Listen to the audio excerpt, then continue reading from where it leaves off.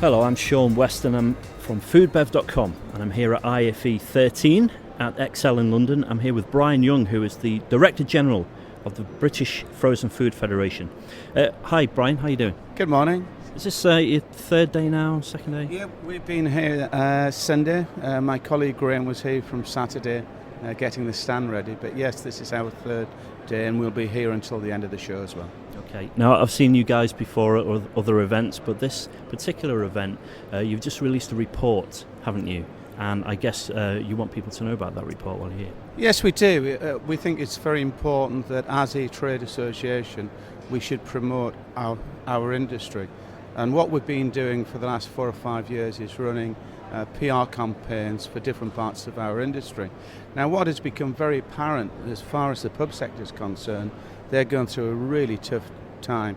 As disposable income has been squeezed, people are kind of taking advantage of meal deals that the retailers are offering, and the pubs are having a real tough time.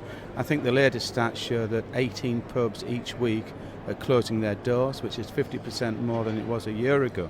So when we had a look at what could we do to help that sector within our industry, we thought, why not kind of tell that sector just how frozen could help manage their bottom line. So we worked with Salford University, who are independent. We chose Salford because they've got a very strong faculty for both business and food. And we then went to a real pub and we had a look at what they served in a week, a real week. And we saw the number of covers they had, the number of meals they served, and we took the top 10 meals. And then we looked at what the cost would have been for that week. And we compared fresh ingredients with frozen ingredients and with frozen complete meals.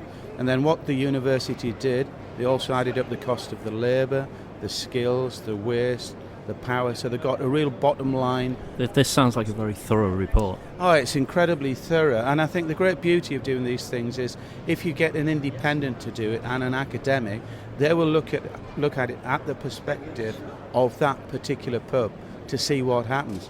And the results were truly amazing. In that week, the pub, if you annualised it, it would be cost savings of £100,000 per annum. Switching to frozen ingredients was about a 20% saving. Switching to complete frozen meals would have been closer to 30 to 40% savings. Now, if you kind of said to anybody who runs a pub, we can improve your bottom line by 20%, I think they should listen to that.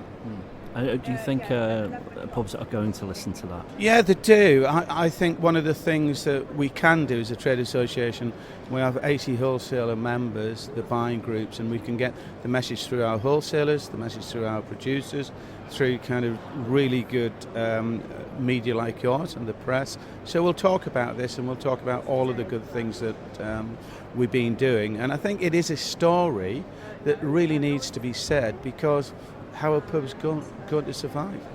Absolutely. Does this also have a knock-on effect on restaurants as well as pubs?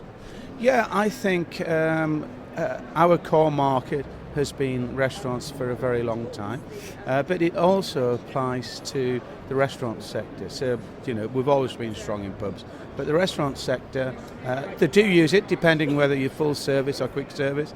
Quick service restaurants have used frozen extensively for many, many years, and they're highly efficient and they manage their margins very well. I think there are some opportunities for full service restaurants that perhaps because of snobbery, prejudice, they're not taking those advantages. And I think snobbery and prejudice is something we work hard to overcome. And 18 months ago, we actually worked with Westminster Kingsway College, and for a week we created a pop-up restaurant, the Ice Restaurant, and we served gourmet meal to the public for a week, and then we measured how well they'd received the food, both before and after, and people were delighted with the quality of food that had been served. So they couldn't tell the difference? They couldn't tell the difference, and we engaged some of the leading chefs, Simon Rimmer, Atul Kutcher, Galton Blackiston, all provided recipe dishes. The students from Westminster cooked it up, served it, and it was absolutely delightful.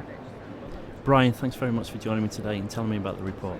Great pleasure, and we'd love to talk to you again whenever you have the time. Cheers. Thanks for downloading this FoodBev.com podcast.